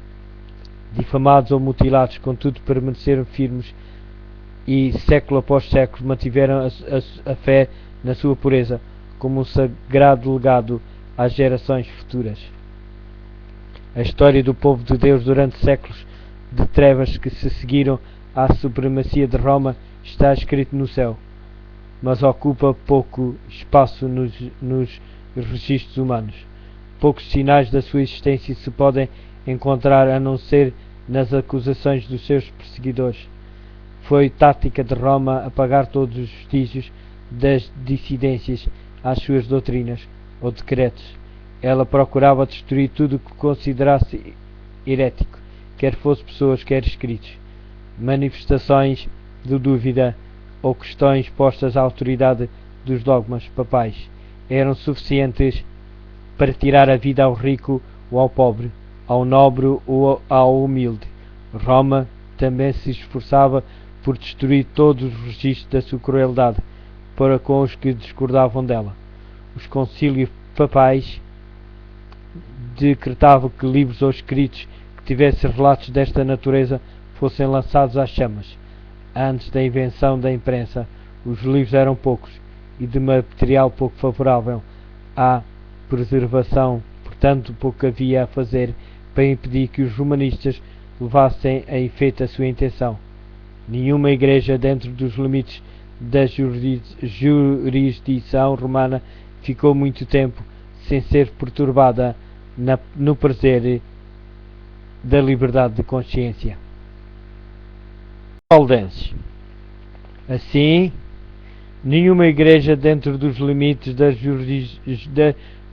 jurisdição romana ficou muito tempo sem ser perturbada no prazer da liberdade de consciência.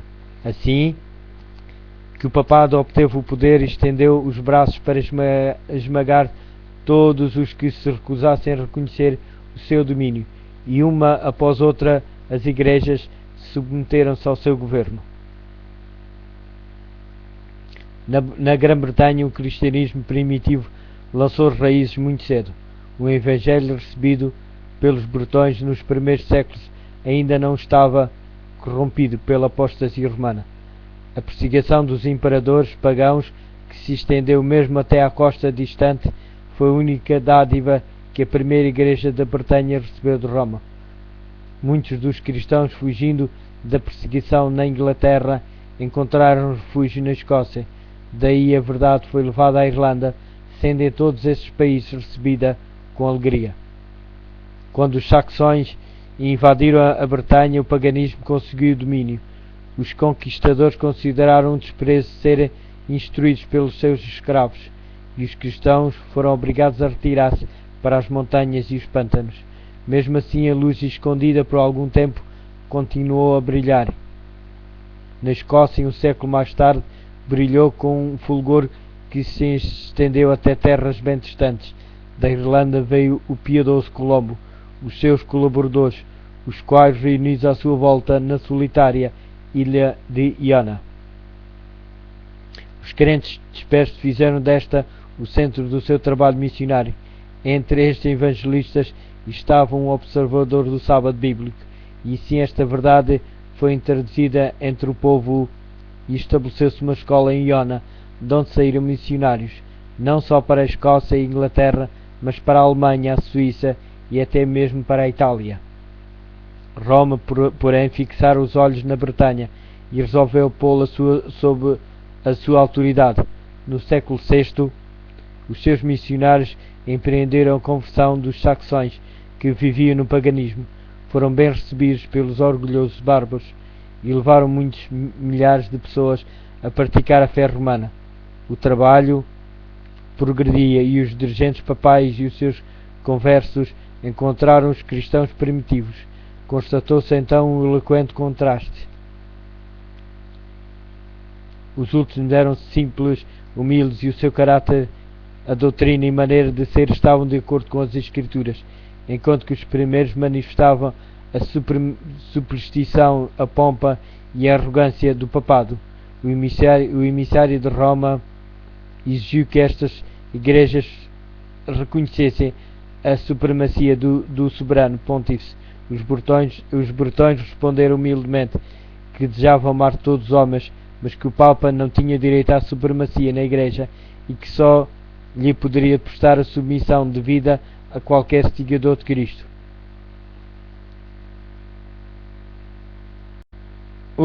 Continuando sobre os valdenses.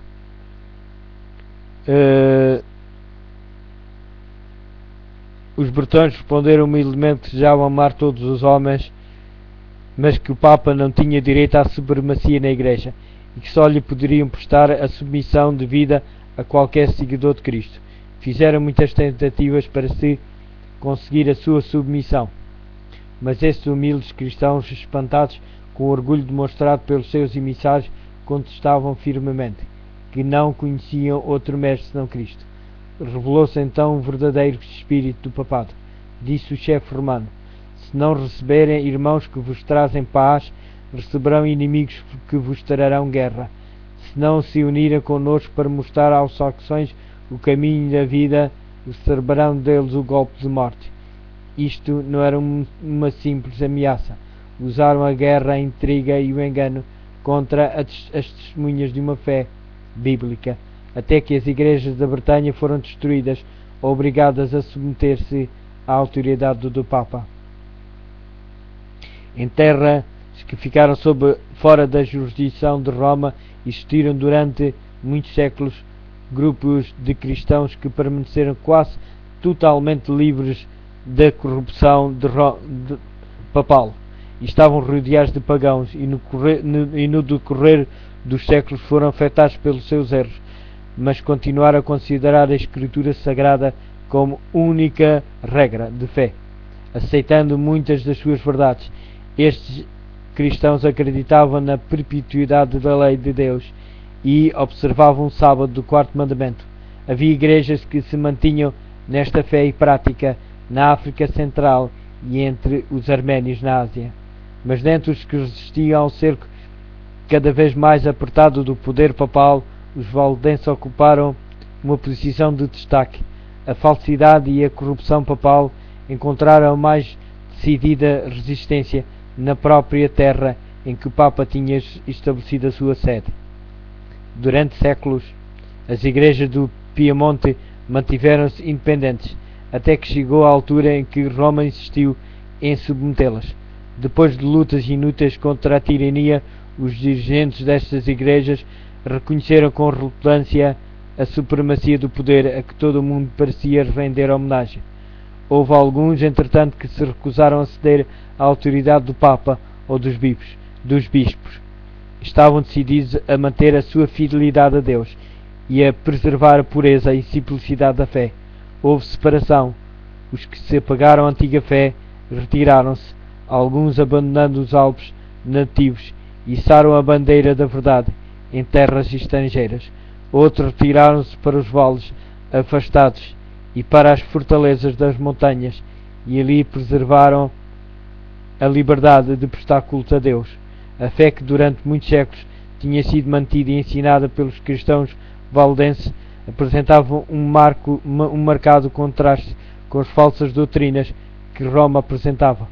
A sua crença religiosa baseava-se na palavra escrita de Deus, o verdadeiro documento religioso do cristianismo.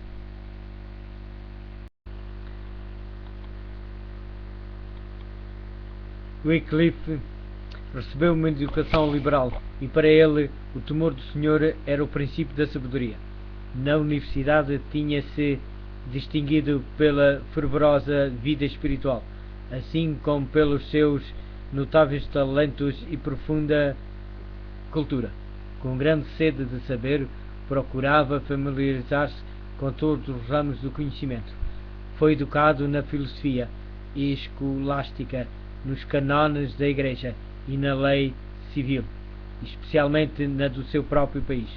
Nos seus trabalhos posteriores foi evidente o valor destes primeiros estudos. conhecendo a filosofia especulativa do seu tempo, estava capacitado para expor os seus erros. E com o estudo das leis civis e eclesiásticas estava preparado para entrar na grande luta pela liberdade civil e religiosa. Não só sabia manejar as armas tiradas da palavra de Deus, como também tinha adquirido a disciplina intelectual das escolas e compreendia a tática dos teólogos escolásticos, o poder do seu gênio e a extensão e profundidade dos seus conhecimentos, e impunham o respeito tanto a amigos como a adversários. Os seus adeptos viam com satisfação que o seu herói ocupava um lugar preeminente entre os espíritos dirigentes da nação, e os seus inimigos eram impedidos de lançar o desprezo sobre a causa da reforma, alegando ignorância ou fraqueza do seu defensor. Quando ainda estava na universidade, Wycliffe lançou-se no estudo das Escrituras Sagradas. Naqueles tempos primitivos, em que a Bíblia só existia nas línguas antigas, só os eruditos estavam habilitados a encontrar o caminho para a fonte da verdade, o qual estava fechado às classes incultas. Assim, já tinha sido preparado o caminho para o futuro trabalho do Wycliffe. Como reformador, homens de saber tinham estudado a palavra de Deus e encontrado ali revelada a grande verdade de sua livre graça. Nos seus ensinos tinham espalhado o conhecimento desta verdade e levado outros a regressarem às Sagradas Escrituras. Quando a atenção do Wycliffe se voltou para as Escrituras, este passou a pesquisá-las com a mesma profundidade com que absorveu a instrução nas escolas. Assim sentiram uma grande necessidade que nem os seus estudos escolásticos nem o ensino da Igreja foram capazes de satisfazer. Na palavra de Deus encontrou o que até aí tinha procurado em vão. Ali viu revelado o plano da salvação e Cristo apresentado como o único advogado do homem. Entregou-se ao serviço de Cristo e tomou a decisão de proclamar as verdades que tinha descoberto. Tal como os reformadores posteriores, Wycliffe, ao iniciar a sua obra, não previu até onde ela o levaria. Pronto, e agora chega, estou cansado. A leitura do grande conflito. Esperando para executar os valdenses, esperando para executar justiça com lábios trêmulos e olhos cheios de lágrimas, muitas vezes com os joelhos curvados, expunham aos seus irmãos as preciosas promessas que revelam a única esperança do pecador. Assim a luz da verdade penetrava em muitas mentes obscurecidas, fazendo recuar a nuvem sombria até que o sol da justiça resplandecesse no coração, transportando saúde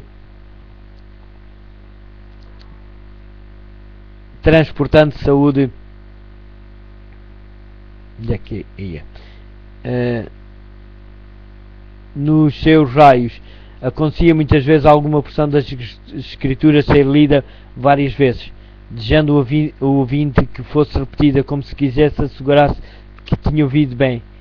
Em especial desejava de maneira ávida a repetição destas palavras: o sangue de Cristo Jesus, seu Filho, nos purifica de todo o pecado. 1 João, capítulo 1, versículo 7. Como Moisés levantou a serpente no deserto, assim importa que o Filho do Homem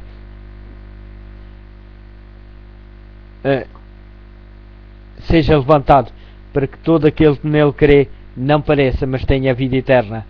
João, capítulo 3, versículo 14 e 15. Muitos não se iludiam em relação às pretensões de Roma. Viam como era vã a mediação de homens ou anjos em favor do pecador. Raiando na sua mente a verdadeira luz, exclamavam com regozijo: Cristo é o meu sacerdote, o seu sangue é o meu sacrifício e o seu altar é o meu confessionário. Entregavam-se inteiramente aos méritos de Jesus, repetindo as palavras: sem fé é impossível agradar-lhe. Hebreus capítulo 16, versículo 6. Nenhum outro nome há dado entre os homens pelo qual devemos ser salvos. Atos Apóstolos capítulo 4, versículo 12.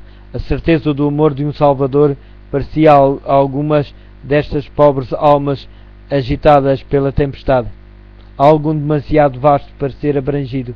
Era tão grande o alívio e a inundação de luz que vinha sobre elas que se sentiam como que transportadas ao céu. Punham confiantemente as suas mãos na mão de Cristo e firmavam os seus pés sob a rocha dos séculos. Todo o medo da morte era afastado. Eram capazes agora de desejar a prisão e a fogueira, se desse modo honrassem o nome do seu Redentor. A palavra de Deus era apresentada e lida em lugares escondidos, alguma vez a uma única pessoa, outras a um pequeno grupo que ansiava a luz e a verdade. Muitas vezes era passado desta maneira toda a noite. Era tão grande o assombro e a admiração dos ouvintes que o mensageiro da misericórdia frequentemente se via a parar a leitura até que a mente pudesse aprender as boas novas da salvação. Era frequente que palavras como estas fossem ditas: aceitará Deus em verdade a minha oferta? O seu sorriso brilhará sobre mim, por dar-me-á? Lia-se a resposta: vinde a mim, todos que estáis cansados e oprimidos, e eu vos aliviarei. Está em Mateus capítulo 11, versículo 28. A fé agarrava-se à promessa e ouvia-se a alegre resposta: não mais longas peregrinações, não mais penosas jornadas aos lugares santos. Posso ir a Jesus tal como estou, pecador e ímpio, e Ele não desprezará a oração de arrependimento. Perdoados-te são os teus pecados, os meus pecados, efetivamente os meus, podem ser perdoados. Uma onda de sagrada alegria enchia o coração e o nome de Jesus era engrandecido com louvores e ações de graças. Estas pessoas felizes voltavam para casa para difundirem a luz, repetir a outros tão bem quanto podiam a sua nova experiência de que tinham encontrado o caminho verdadeiro e vivo. Havia um estranho e solene poder nas palavras das Escrituras que falava diretamente ao coração dos que estavam ansiosos pela verdade. Era a voz de Deus e levava a convicção aos que a ouviam. O mensageiro da verdade continuava o seu caminho, mas o seu aspecto de humildade, a sua sinceridade, ânimo e profundo fervor eram assuntos de frequentes comentários. Em muitos casos os ouvintes não lhe perguntavam de onde viera ou para onde ia. Estavam tão emocionados a princípio pela surpresa e depois pela gratidão e alegria que não pensavam em interrogá-lo. Quando insistiam com ele para os acompanhar até as suas casas, respondia-lhes que devia visitar as ovelhas perdidas do rebanho. Não seria ele um anjo do céu? Perguntavam. Em muitos casos o mensageiro da verdade nunca mais era visto. Teria seguido para outro país, ou a sua vida estava a ser consumida em algum calabouço desconhecido, ou talvez os seus ossos estivessem a embranquecer no local onde tinha testificado a verdade. Mas as palavras que deixara atrás de si não podiam ser destruídas. Estavam a fazer a sua obra no coração dos homens. Os resultados abençoados só no dia do juízo se revelarão plenamente. Os missionários valdenses estavam a invadir o reino de Satanás e os poderes das trevas despertaram para uma maior vigilância. Todo o esforço para o avanço da verdade era observado pelo príncipe do mal e ele excitava os temores dos seus agentes. Os chefes papais viram grande perigo para a sua causa no trabalho destes humildes itinerantes. Se fosse permitido que a luz da verdade resplandecesse sem impedimento, varreria as pesadas nuvens do erro.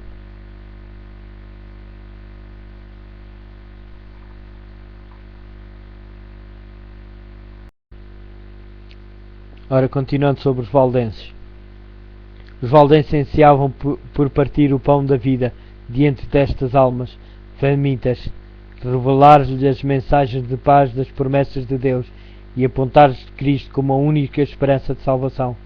Consideravam falsa a doutrina de que as boas obras podem expiar a transgressão da lei de Deus. A confiança nos méritos humanos faz perder de vista o amor infinito de Cristo Jesus. Morreu como sacrifício pelo homem, porque a raça caída não pode fazer nada para se recomendar a Deus. Os méritos de um Salvador crucificado e ressurrecto são o fundamento da fé cristã. A nossa dependência de Cristo é tão real e a nossa união com Ele deve ser tão íntima como a do membro para com o corpo ou da vara para com a videira. Os ensinos dos papas e dos sacerdotes tinham levado os homens a considerar a doutrina, o caráter de Deus e mesmo de Cristo como severo, sombrio e repulsivo. Representava-se o Salvador tão destituído de simpatia para com o homem no seu estado caído, que devia ser pedida a mediação de sacerdotes e de santos. Aqueles cuja mente tinha sido iluminada pela palavra de Deus ansiavam guiar estas almas a Jesus como o seu bondoso e amigo Salvador, que permanece de braços estendidos, convidando todos a irem junto a Ele, como o seu fardo de pecados, os seus problemas e as suas fadigas. Ansiavam remover os obstáculos que Satanás tinha acumulado para que os homens não pudessem ver as promessas e ir diretamente a Deus, confessando os pecados e obtendo perdão e paz. Com entusiasmo, o missionário valdense desvendava as preciosas verdades do Evangelho diante do Espírito inquiridor. Citava com precaução as porções cuidadosamente copiadas da Sagrada Escritura. A sua maior alegria era incutir esperança na alma conscienciosa, ferida pelo pecado, e que apenas conhecia um Deus de vingança.